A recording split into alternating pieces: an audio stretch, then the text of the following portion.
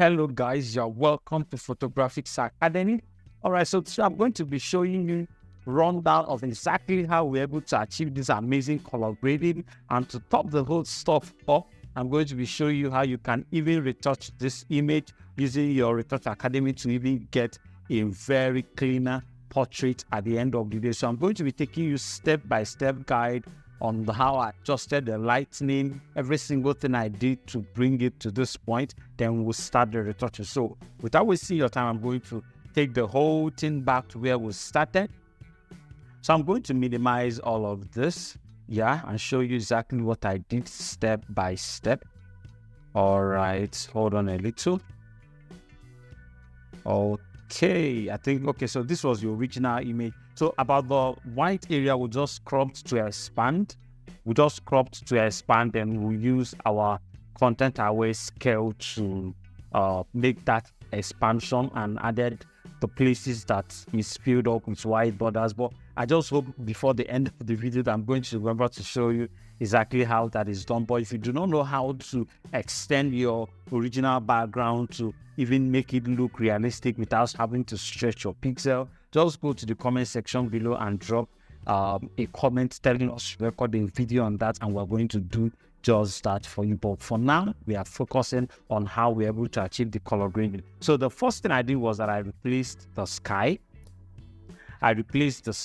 So if you want to replace your sky, you just need to go to your edit, go to your sky replacement. So I think the sky we used was exactly this one.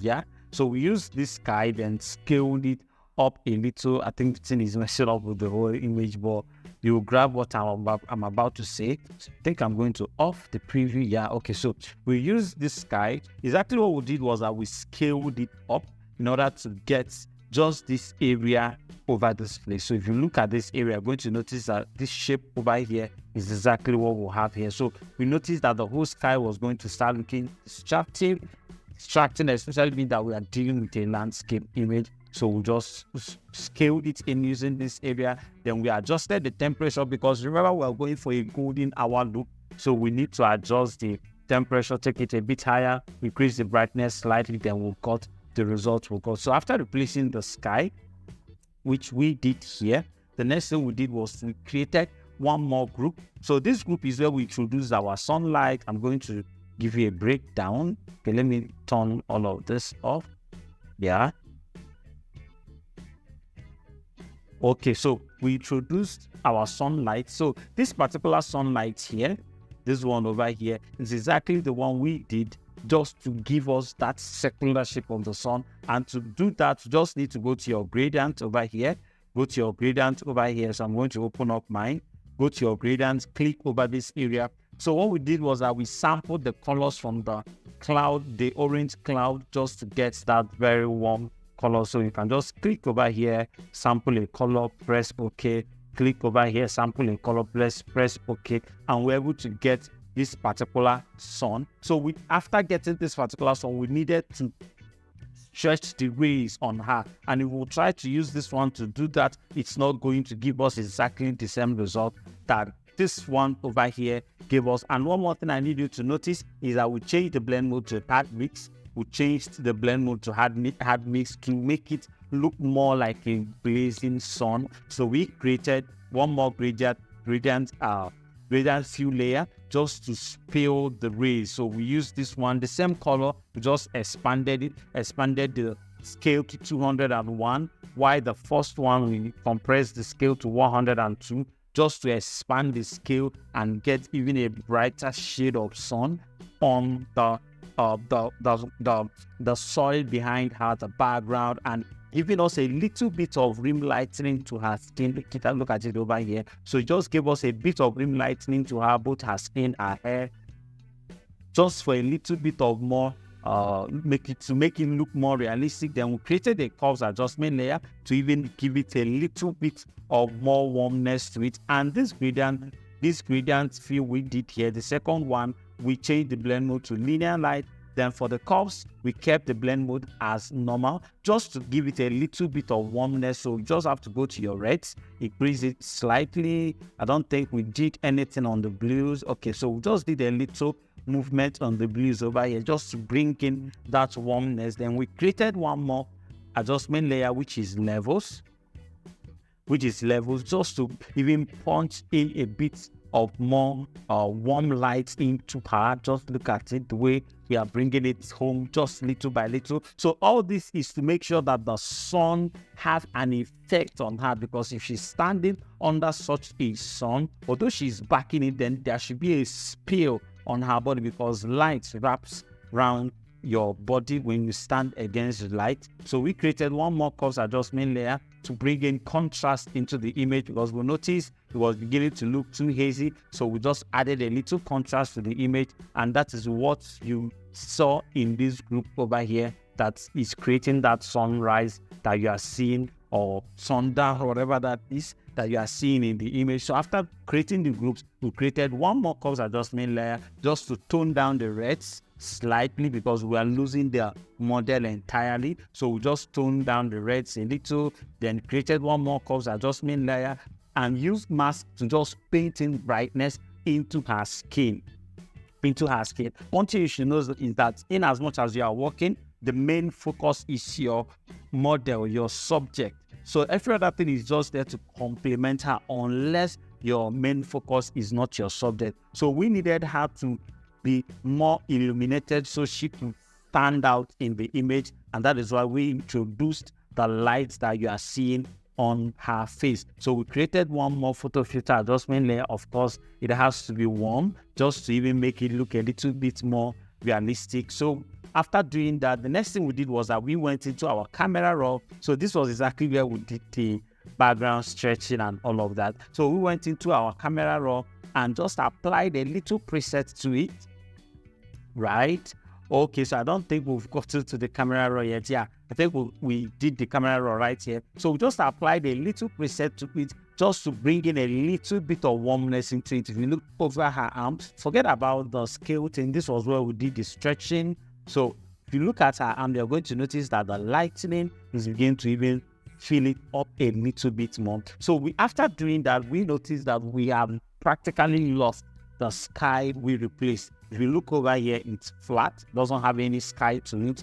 Why we replace the sky? So what we did was that we did one more sky replacement. So after doing the sky replacement, we had to now use our mask to paint it in, just to remove it from these areas and just have the sky still over here, not looking like it's flattened. So it just brought in a little bit of more drama to the scene. Then we created a solid color adjustment layer just to even make this area, because we'll notice if there's a sun flowing down from here and it's coming down to this place, there should be some spills over here. This place shouldn't be extremely too dark. So because of that, we created a solid color adjustment layer down here just to make sure that the sun is evenly illuminating the whole background, because of course it's flowing in that direction. So after that, we created a stamp visible layer using this layer. Then we separated them and now blurred out our background a little, just to bring in attention into the image, because it was looking too textured.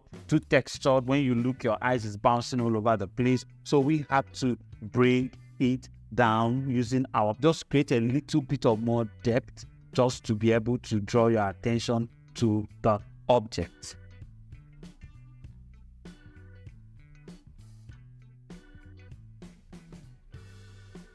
So after that, the next thing we did was that we created a curves adjustment layer, clipping it to the background. So the essence of this is just to darken it down a little. Look at that. It's just to darken down the background a little, so that you will even be looking at the object more, because if everything is evenly illuminated, then your eyes will not focus on a particular place. So we needed her to be the brightest part of the image in order to be able to draw your eyes into that place. So when you look at her, you are now seeing the sun hitting her. You know there's a sun here, but it's not, because it's not sharp, it's not the first thing you are looking at, and we're able to darken it down. So all we did was we created a curves adjustment layer, changed the blend mode to luminosity, and now toned down the brightness, and that was how we achieved this amazing result. So moving forward, I'm going to create one more stamp visible layer just to now retouch the skin. So we are done with everything we did here. So I'm just going to delete all of this.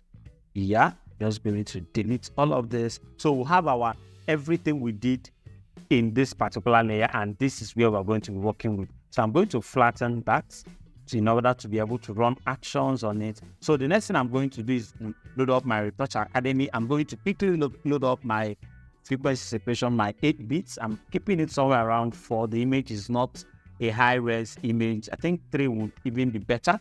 The image is not a high-res image, so I'm going to just keep it at 3 for illustration purposes, and pick up my mixer brush tool to quickly retouch. So if you want to learn how to use your mixer brush tool to do your frequency separation, just go to the description of the video below. You will see a step-by-step guide on how mixer brush tool works and how to use it for your images. So for the purposes of the video, I'm going to fast forward that and see you when I'm done.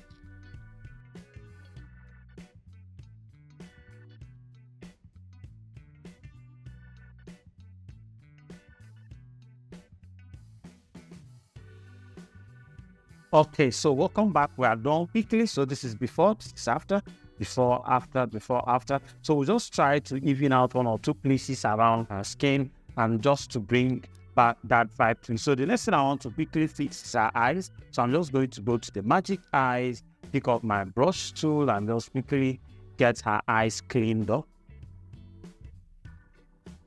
Yeah, just go to the eyes, zoom it in, and just clean her eyes up. Do the same thing over this area. Okay, beautiful. I think I like it the way it is. So the next thing I'm going to fix is our teeth. So just going to go to Magic Smile and do the same painting over here. Nice one. So I'm going to definitely reduce this. Yeah, just going to reduce this. So the next thing I want to do is I want to quickly introduce some shines and glamour to her arm area specifically. I don't want to do that for the chest. So I'm going to go to my curves, quickly brighten it up a little, pick up my brush. So I don't know if you're familiar with this technique, but I'm just going to show you how that works. So I'm just going to pick up my just very tiny brush like that and just paint. I think we are not seeing what we are doing. Okay, so we're going to invert the mask here. Just hide the mask and just paint over the area you want to introduce highlight to, just like that. Draw it straight, draw a line, following the way you want the highlight to flow here. Just over here like this. I think I would want it here. Okay, I think I just want it in the middle. So let me just run it in the center. So what I'm going to do is I'm going to click over here and click over here. Going to change the property. If this is on your screen, if this is not showing, just go to your windows, go to properties, just find it here. Okay, this is it. If it's not checked, then it's not on your screen. Then increase the feather. Increase the feather till you have your highlights shining through. So what before, after, before, after. So I think my brush was too tiny. So I'm going to repeat the process again. Increase this. Press Ctrl I. Increase your brush just slightly, a little more. 1 stroke. Yeah, like that. Don't do that 2 times. Just like that. Beautiful. So we'll repeat the mask, the feather thing. Let's see how that shoots it now. Nice. So I think I like the way it's appearing now. So this is before, this is after. Just notice that it's bringing in a little glamour and shine into the shot. So one more thing I noticed that I want to fix. I think the tip is too whitish. So one more thing I noticed I want to fix is just the hair. The hair, I think, is too bit messy over here. So I'm going to create a stamp visible layer. Zoom in on the hair area. Pick up my polygonal lasso tool. I'm going to make a selection of this one. Just select this one. So I'm going to be using this one to just fix the other areas that needs a little adjustment, just like that. Very rough selection. Try to get yours right. So I'm just doing this fast so to make sure the video doesn't get unnecessarily too long. So I'm going to feather it by 11. Let's see how that does it. Doesn't do it well. Let's try 5. Sorry, 5. Okay, so it's still taking away the edges, I think. Let's try 2. Still too much. We're going to stick with 1, definitely. Beautiful. So I'm going to right click, go to layer via copy, use my move tool, hold my alternate to duplicate this layer. I'm just going to drag it like this. Nice. So you see the way I'm just using it to fill up this area. Leave it, hold your alternate, do another one. So just keep following it that way. Yeah. So I'm going to drag this one downwards a little. And so I think this is too much, so we reduce the length of this one. Reduce the length, do the same thing over here, press enter. Hold your alternates, get another one out, reduce the length as well. I think we're going to stop here. I think this one needs to go up a little bit more as well. All right, make sure your auto select is deselected so that you don't move stuff you do not want to move. Yeah, this is put here. I think I need to move this one as well, just to fill in those areas. Beautiful. Don't bother about the edge. We're going to fix that later. Nice. Okay, so I'm going to go back to the original first one, hold my alternate, and do the same thing towards the right. Just like this. Beautiful. So this gives us a very beautiful hair pattern for the face. So I'm going to group all of this together. Yeah. Okay. Ctrl G, group them together, remove your move tool. Let's see how that is before and after. So this is not bad, except for the fact that here needs a little bit of hair and the edges are looking rough. So what I'm going to do is I'm going to go to that very last one. Yeah, duplicate it into 2, just drag it down here, just to fill up this area and reduce the size, just like that. Reduce the size, do one more. Keep it down here. Sorry, that didn't work. Take it up a little. Yeah. Ctrl J. Drag it out a little. Do one more here. Also reduce the size. Okay, so I think we're good with what we have. So what I'm going to do, since I grouped it, is I'm going to feather the edges in such a way that it blends into the original head. So I'm going to create a mask for it. Pick up my brush, reduce the brush as low as you can, maybe like 8 or something, just to make sure your painting is not rough, and just start feathering the edge like that. Yeah, start feathering the edge so that it blends into the original hair, just like that. So I think we're already revealing the skin. Bends here, back pinch. Beautiful. So open it to see if there are ones that needs a little bit of masking, just to lap on well. So I think this one needs a little masking over here. So to lose the mask, just to make it to lap more efficiently. Yeah, so we'll do the same thing over here. Okay, this is nice. Check this one out. This one needs a little masking. So this is how you can just go through your own and make sure you have very nice result. Okay, so I think this one is too much into her eyes, so I'm going to reduce the length, just like that. Beautiful. Make sure you still leave some part of it. This is okay. All right, so having done that, I'm going to try to blend both, not just the color, but also the lightening. So I'm going to convert this into a smart object. We almost, sorry, it's going too long. So go to your curves, clip it to the hair, and try to adjust the lightening. Okay, so I think I'm noticing some warmness in the original hair, so I'm going to introduce warmness into it. Yeah, haze it out a little with a very warm haze, just like that. Then go to my greens, add some magenta to it. Beautiful. So it's good. It's becoming to look like thin now. Go to my reds, just a little red to it. This one. So the last thing we'll do is our levels. Still clip it down, come down to this area and just trace it out a little. Nice. We are done. Okay, so this is the hair. I'm going to group it one more time. So this is the hair we just filled up. So this was before, this is after. Isn't it looking so beautiful now? So the last thing we will do is just to create a vignette effect to draw attention to her, and we are done. So I'm just going to quickly pick up my pulse, yeah, darkening the whole place down a little, pick up my brush, create a very beautiful vignette effect around her. So I think I want this whole area, make sure it's hard. Okay, so I think I want this whole area to be bright for now. Let's see that.